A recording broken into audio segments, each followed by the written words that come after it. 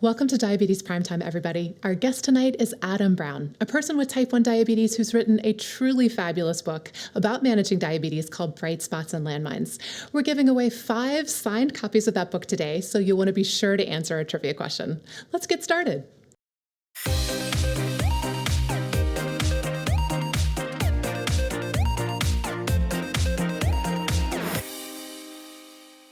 Adam, it is such a privilege to have you here with us tonight.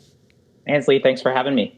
So let's start by talking about the title of your book, which really is the premise of it, focusing on what's working, i.e. bright spots, and doing more of that, and uncovering what's not working and doing less of that. So why is that your strategy when it comes to managing diabetes? Well, I think it's really helpful to have a framework for tackling diabetes. And because this is a disease of habits and behavior change, I think it's really nice to kind of sort things into different categories. And I think most of us are pretty familiar with landmines. So I'll start with that, which is these are the mistakes that we make that you kind of step on that mistake and it explodes into this out of range blood sugar or all this guilt and frustration. And so these are the foods that we eat when, there's a bowl of tortilla chips and we just have one and then 2 and then 10 and then 50 and then my blood sugar is really high for hours. And so landmine thinking is something that I think healthcare providers are really trained in, and all of us with diabetes are kind of used to, which is I'm messing something up. How do I fix it and do less of that thing? Well, actually, I want to pause with you there for a second, because actually what I love about landmine thinking is the way you describe it. It's not that I'm a failure for these challenges I have. It's that there are these situations that are inherently challenging. So it kind of separates me, the person, from the landmine itself. Does that make sense? Yes, I think that is very accurate. There are situations where you are just the downhill path is the one that's likely to set you up for stepping on a landmine. And so whether that's the food environment is just confronting you every day, you're just playing defense all day, trying to avoid all this temptation. And I think the other thing that's important about landmines is most of us, I think, tend to have a pattern of landmines. So for me, there are just certain landmines I step on over and over again. Like a good one is overcorrecting low blood sugars only to go high afterwards. So what's really, at least what's helpful about a pattern of landmines is you can set up a plan of attack. And if you execute that plan next time you step on the landmine, maybe you can avoid it entirely or at least kind of get back on track more quickly. And I call that, recently I've been thinking of that as like guardrails. The goal is to set up guardrails so that it's much harder to step on the landmine and sort of drive your car off the road, so to speak. Okay, well, so in the book, you talk about one of your personal landmines being the tortilla chips that come at the Mexican restaurant, that it just never ends well. And I think all of us can relate to that. So your guardrail in that particular situation might be, just ask them not to bring the chips. Is that kind of the guardrails that you're talking about? Yeah, that's one good example. That's what Chip and Dan Heath, they wrote this great book called Switch. That's what they call a black and white rule. Like I just got to have a line in the sand on that one, because I just know if I try pretty much anything else, I'm just setting myself up for challenges all day. But there are other strategies like, putting the chips on the other side of the table, only eating what is actually measured out on my plate. I just know for me that if I have one chip, I'm going to have 60. And so that's a good example of guardrails. Yeah. So folks, as we're talking with Adam, I want you to tell us about your diabetes bright spots in the comments. What are the things that are helping you be healthier right now? Tell us about them in the comments. We want to hear about them. I know they'll inspire other people. All right. So Adam, keep talking about your landmines and your bright spots. Yeah, so let's touch on bright spots since you just mentioned it. So I like to start with landmines because all of us are kind of familiar with that way of thinking, fixing the things that we're screwing up and doing wrong. But that is like maybe not even half of the equation. And we tend to spend all of our time on that. And so bright spots thinking is the opposite, which is what am I doing well that I should be doing more often? And even when things don't seem like they're going well, there are often bright spots kind of hiding in plain sight that we're not paying attention to. And so often in presentations, I'll show a 24-hour trace of my continuous glucose monitor, and there'll be this huge spike in the middle of the day, at lunch. And then the rest of the day, my blood sugar is in range. and I'll say to everyone, if I want to improve, what should I do? And everyone goes right to the big spike in the middle of the day and says, oh, you could eat a different lunch. You could take insulin earlier. You could tell the waiter no chips. But the other half is, wow, there's 16 or 18 hours where my blood sugar was on target.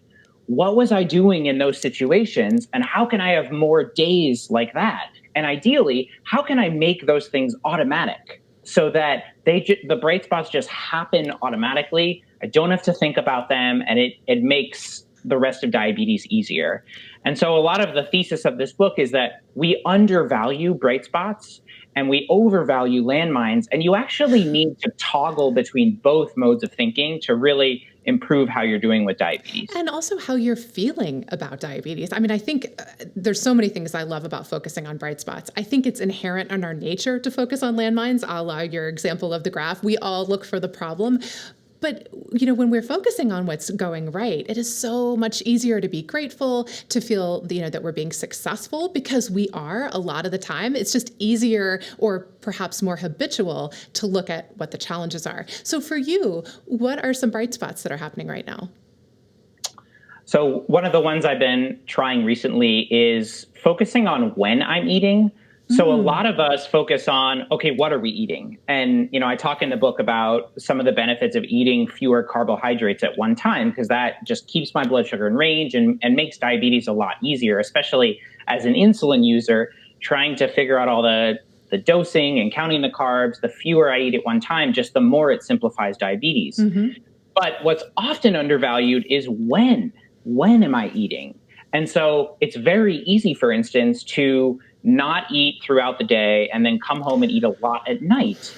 And what I found, I've worn continuous glucose monitoring for 70,000 hours. And so I've run a lot of weird, funny experiments.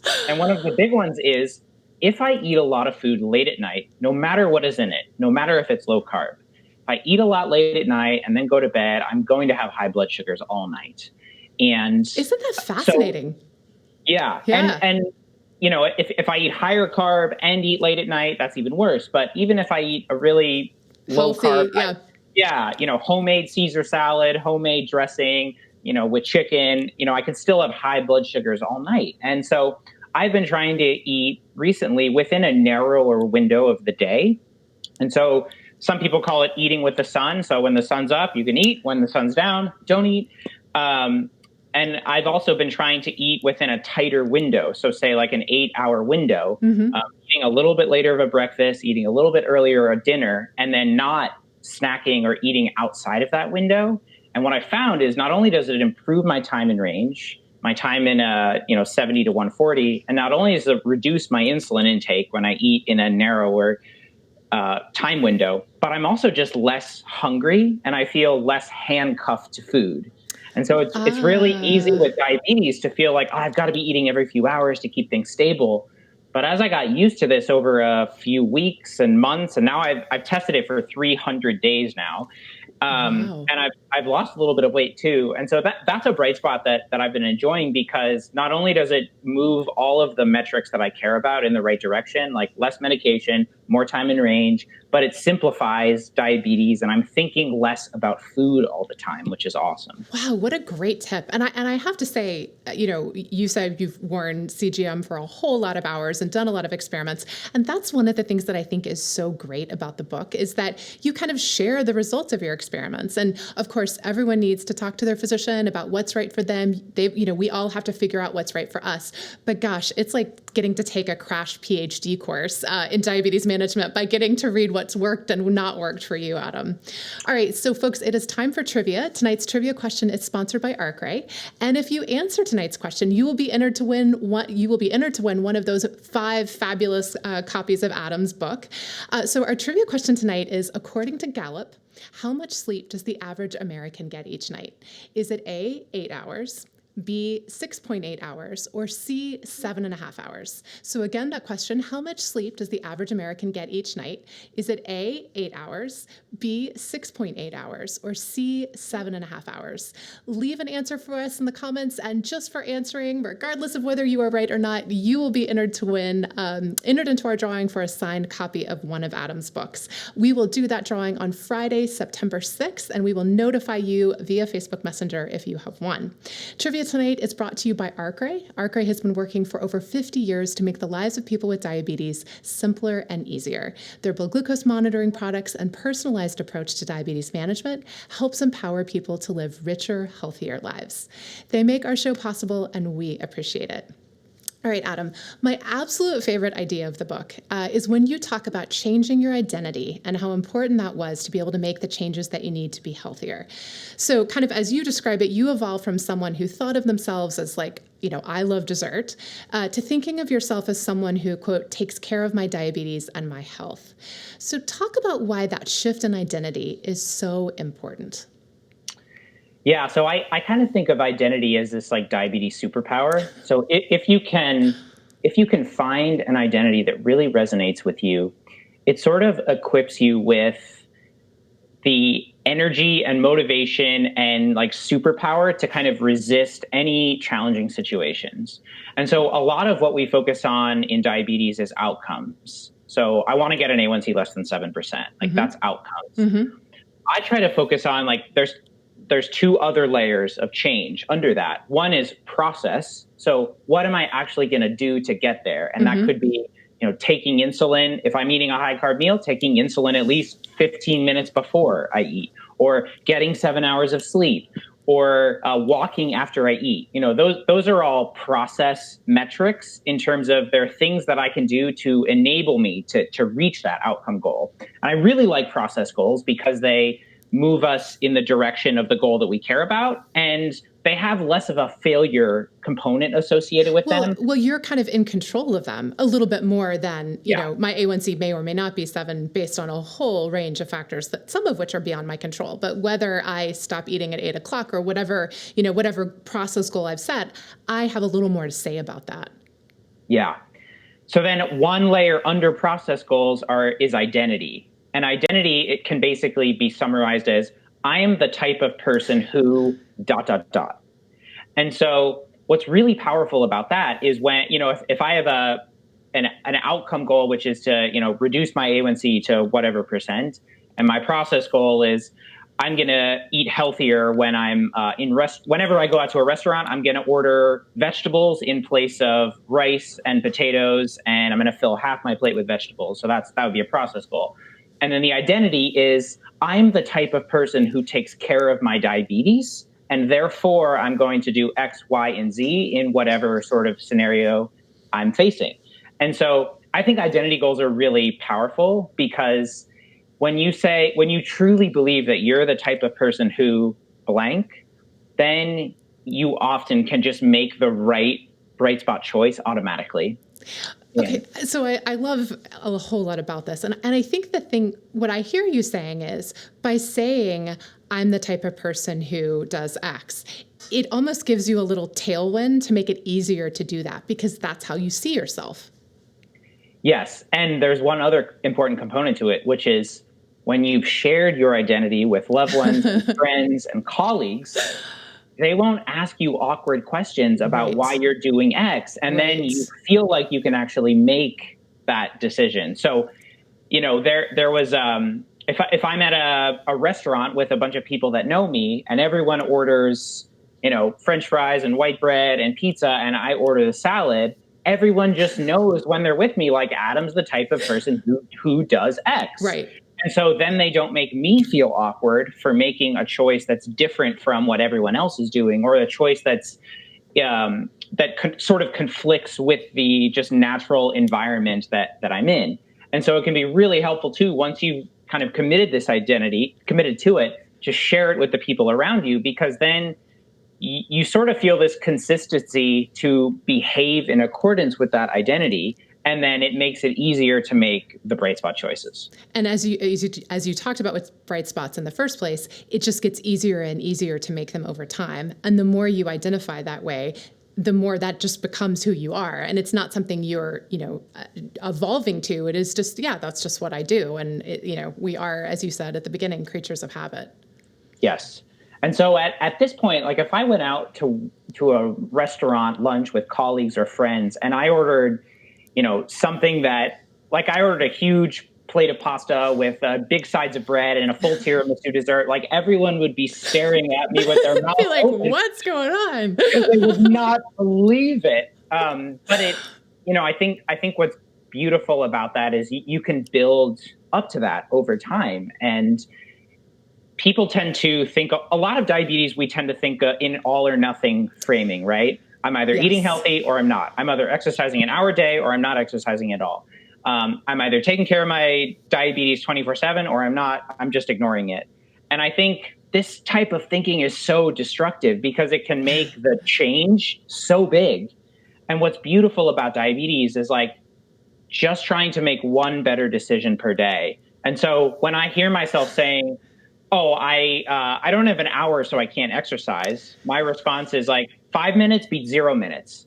And 5 minutes is what 5 minutes, 0 minutes is what I'm going to do when I'm busy and overwhelmed and stressed. So can I do 5 minutes? And almost always I can do 5 minutes. And that's sort of my antidote to this all or nothing thinking. But you can apply that to any thing in diabetes, really. Like, oh, I'm not eating healthy today, or like I don't have time to eat healthy today, so I'm just going to blow off today and do it tomorrow. Like, what about eating better at my next meal? Or what about pre-planning my breakfast for tomorrow? Or what about going for a walk after something challenging that I ate? And so whenever that sort of relates to identity in that it's tempting to believe like, well, I'm not a healthy person now, and so I can't do it at all. But it's like, well, what if I just like focused on nailing breakfast and being like on target at breakfast and then expanding from there?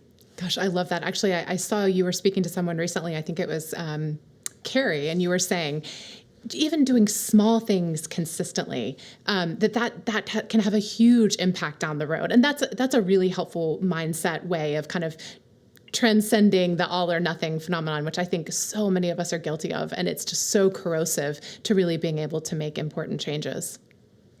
Yeah. And I mean, a good example of that is imagine the person who exercises once a week for 70 minutes on Sunday versus the person who does 10 minutes per day consistently. Like, I'm betting on the consistency every single time. Part of that is just because you're rehearsing the habit over and over again. And when you make it consistent, it becomes so much easier to replicate the bright spot and build momentum on it. And then soon, what was once 5 minutes becomes 10, what was 10 becomes 15. And then your bar for what is easy rises. And then that's how you kind of build momentum and make bright spots easier and automatic. Gosh, I love the idea of rehearsing the habit. I think that, oh man, that's some really, really good thinking. So one example of a shift in identity might be moving from someone who's very passive about diabetes to someone who is perhaps more proactive and really advocates for ourselves. And that's the journey that you've been on to a very large degree. I don't know if you were ever passive about diabetes, but you are very proactive and a real advocate for yourself and others. How has that changed having diabetes for you? It's been transformative. I think in my first 10 years of diabetes, I would describe it as like treading water. You're just sort of trying to keep the head above water, do the minimum things required.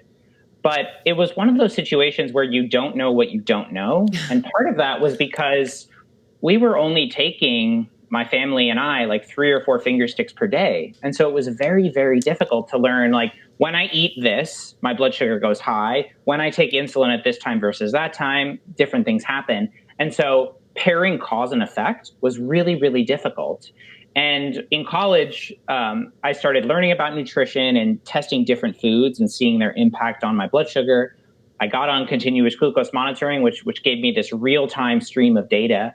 And then I began writing and learning a diatribe, like as a full-time job. And so I think the combination of those three really made me realize, like, what I do, the choices I make on food and mindset and exercise and sleep, they matter.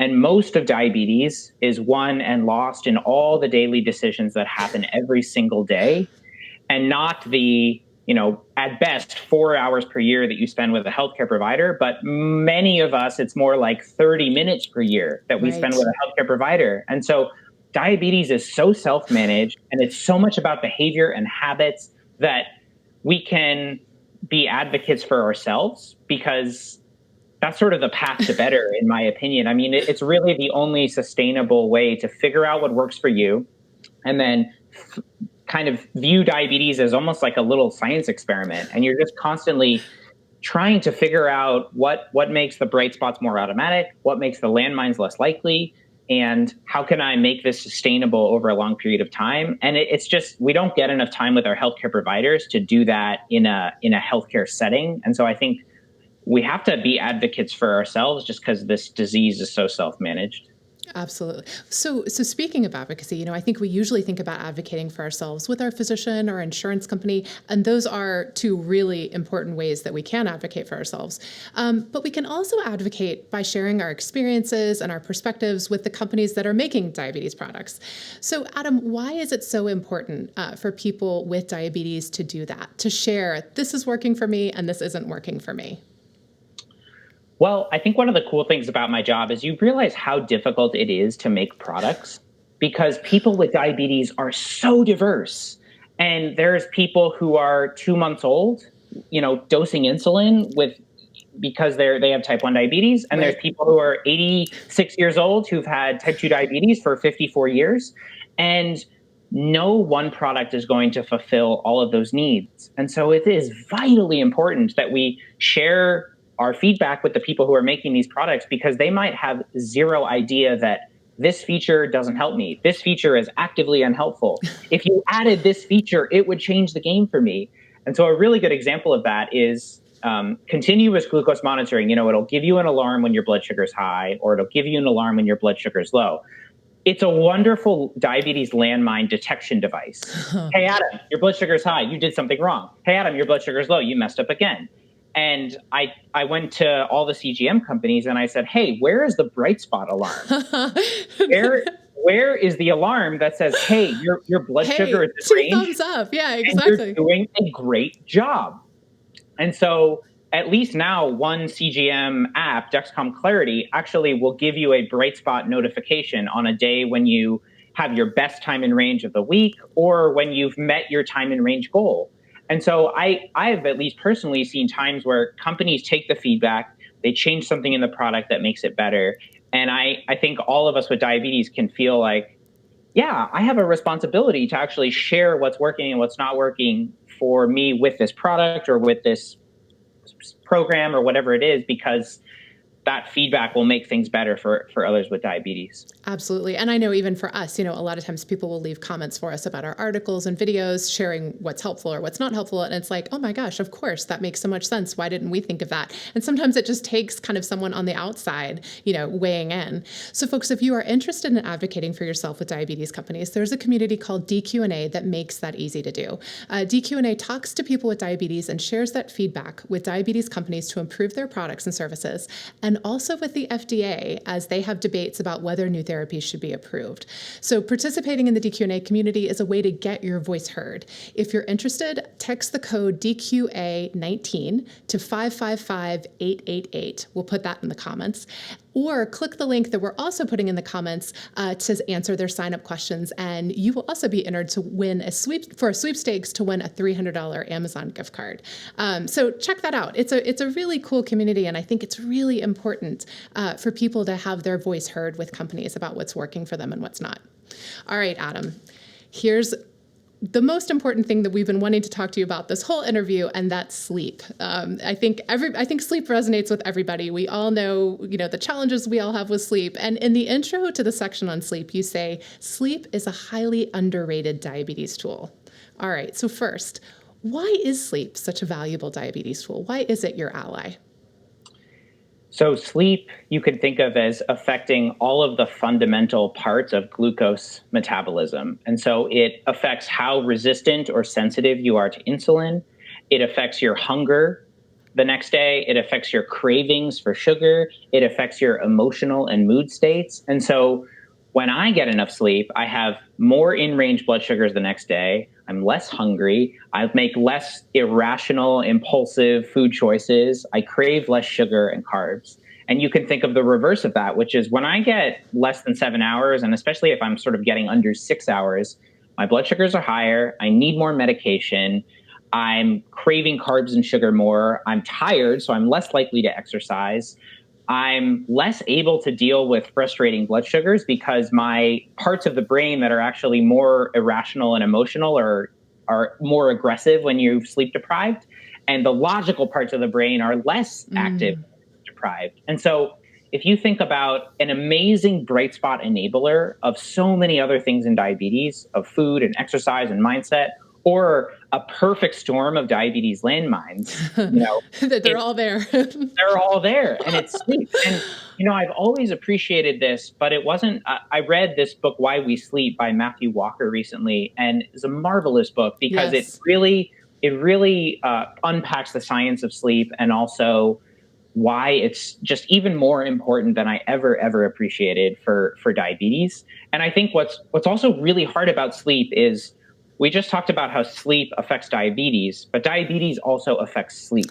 Right. And so there's this bi-directional relationship, meaning if my blood sugars are really high or really low all night, I'm more likely to wake up in the middle of the night. I'm more likely to have fragmented sleep. A lot of people with type 2 diabetes have sleep apnea, That's right. which can make sleep more difficult. And so it is really important. We tend to think about food and exercise and maybe medication, but to me, sleep is right up there with those two. And for people trying to lose weight, it's much harder to lose weight when you're sleep deprived because of all those hormonal changes I talked about earlier. And so getting enough sleep is also really important just as a weight loss strategy. Exactly. So I do, you mentioned it, and I'm so glad you did. Sleep apnea is so often comes along with diabetes. So if you have type 2 diabetes, do get tested for sleep apnea. I know in our Facebook group, there are a lot of people for whom a CPAP machine has really changed their life. And some of whom talk about how it's really helped their anxiety as well, getting a full night's sleep. What I want to zero in on, though, Adam, is you say it's an underrated tool, especially because it is changeable almost immediately. I can almost always get more sleep tonight if I make it a priority. And you have some really good practical suggestions in the book on how to do that. One of my favorites was using a go-to-bed alarm. But talk about the go-to-bed alarm, how you use it, and other tips that you would share with someone who's just trying to get more and better sleep. Yeah. So on my phone, pretty much every night of the week, I have two alarms set. One is what I call a yellow light alarm, which is, hey, Adam, bedtime's coming soon. And that goes off, say an hour or an hour and a half before my bedtime. Bedtime meaning the time I am actually getting down into bed, Okay. like physically laying in bed. And then about 30 minutes later, maybe 45 minutes later, I can't remember which, I have a red light alarm. That's like, bedtime is coming soon. and those alarms go off automatically every night of the week, and they're just a signal to me to start getting ready for bed. And so, like, I'm one of those weird people that showers at night, and so when the yellow light alarm goes off, I know, like, I gotta start making a move to do that. And by the time the red light alarm goes off, like, I definitely need to be, like, either in the bathroom, ready to shower, brushing my teeth, things like that. And that just kind of allows me to backpedal from actually laying down in bed to making sure that I get ready on time. And part of this is just because, like, I'm a night owl. And so I find it very easy to stay up late. And the world is not designed for night owls. It's designed for morning people. And so that's a good example of a guardrail to sort of prevent myself from just continuing to read or continuing to tinker around or do whatever. And so I think that's a good one. Can I just stop you right there? Because I want to say I've heard use a go to bed alarm, and also as a night owl, getting to bed early or at a timely hour is like one of the biggest things I struggle with. And so I've tried a go to bed alarm, but I think your 2 alarms is a really, really smart idea. Because that first one, I'm like, yeah, I should probably get around to it. But then that second one, I think it's like, okay, now let's really get down to this. I think that's a really good suggestion. Yeah. For exactly the point you said, which is it's easy to turn one alarm off, but it's more work to turn 2 off. And It can help if a loved one is also in on this. So someone in the house who sort of also takes the alarm seriously. And so for me, my girlfriend, she actually needs more sleep than I do, and she's just more affected by lack of sleep than I am. And so it kind of helps to have accountability to like, all right, we're working as a team together to get to bed earlier. So And I think that's helpful. I'm curious, have you changed your identity from someone who's more of a night person to someone who's more of a morning person, or is that still in process? No, but I do think I'm more willing to trade off other things to make sure I get a full night of sleep. And so, for instance, it used to be that I just always wanted to do I like to cycle a lot. And so I would try to do my cycling before work. And now I just try to do it in the late afternoon or the evening because I'm willing to sleep a little bit later to get enough sleep. And then I kind of fit my exercise in around that, versus prioritizing the exercise at the expense of sleep in the morning. And so, everyone's schedule and life is different, but I think that could be really helpful. So I think that's a great suggestion. Other sleep things that I think I didn't realize is how long caffeine hangs around in the body. So, a cup of coffee at 2 p.m. can still affect you at 10 p.m. And yeah, it hangs around for at least 8 hours. And part of that is how it affects sleep. He goes into this in the Why We Sleep book, but it actually competes for the same receptors as this chemical that builds up in your brain that tells you it's time to get sleepy. And so it's sometimes hard, though, when we talk about pairing cause and effects, like, oh, I'm not tired. It's really hard to sleep. I don't know why. And it's like, oh, well, maybe it's because I just like loaded up on too much caffeine in the afternoon. And so for me, that's a very common cause. If I can't get enough sleep, that's what it was. And so I just have times of day where I know like I shouldn't have any tea after this time because I'll be awake at night. I know like coffee, like I really can't have it after like 1 p.m. or 2 p.m. Because it'll just affect me late at night. So that's another one. Making sure the bedroom is cool and dark. It's your core body temperature actually needs to drop to fall asleep. And so that's why it's always easier to fall asleep in a cooler room versus a hot room. So making sure the bedroom is cool. They say, I can't remember the exact temp. It might be like 65 degrees Fahrenheit. So it's a little bit on the chillier side in terms of like room temperature, what's typical. So, like a lighter mattress can also really help on that, lighter sleepwear, things like that. So, and darkness, quiet, those are also things too. We actually have a little bedside fan that we have. It creates like a little bit of white noise, and it also keeps the room really cool. And so that we run every night, that helps with sleep. So white noise machine is a great suggestion as well. Just covering up the kind of the ambient noise that can wake us up in the middle of the night. Yeah. Last question. You talked about apps for tracking sleep as something that's been helpful for you. Are there any that you would recommend to someone who really wants to kind of take a look at their sleep and how that might be impacting their blood glucose numbers? Yep. So there's a few. Sleep Cycle is a really popular one. This is kind of just like a smart alarm clock is sort of the best way to think of it. But you use the app, and it sits on you. I think it sits on your bed, and it's not as accurate as like going into a sleep lab, but it'll at least give you some data. I think Fitbit has a very strong sleep tracking in their wrist-worn wearables, so that's a good option. Apple Watch has some third-party sleep apps, like I think Auto Sleep is a really popular one that people use, and so those are a few that I think are good. And it's just good with this stuff you just sort of want to get a sense of your patterns and trends, and if you're what time you're consistently going to bed, when you're waking up. And most of us tend to assume we're getting more sleep than we actually are. And so that's where some of these wrist-worn devices are really helpful because they just track it automatically. Well, I think I have had that experience of thinking, yeah, I'm getting 8 hours of sleep. And then you look at your Fitbit or even your iPhone app and you're like, oh my gosh, like I'm never in bed before midnight. Like how does that happen? And it's not, you're not looking at it minute by minute, but just to get a general trend of like, wow, I really need to think about going to sleep a little bit earlier, or at least, setting that go to bed alarm, that first one a little bit earlier. Any last suggestions on sleep and what people might want to try as they're trying to get a little better night's sleep? You've given us a whole bunch. Yep, a couple more. turn down lights in your apartment or house. So we just have one incandescent light, just like a little table side lamp that we use at night, and we turn off all other lights.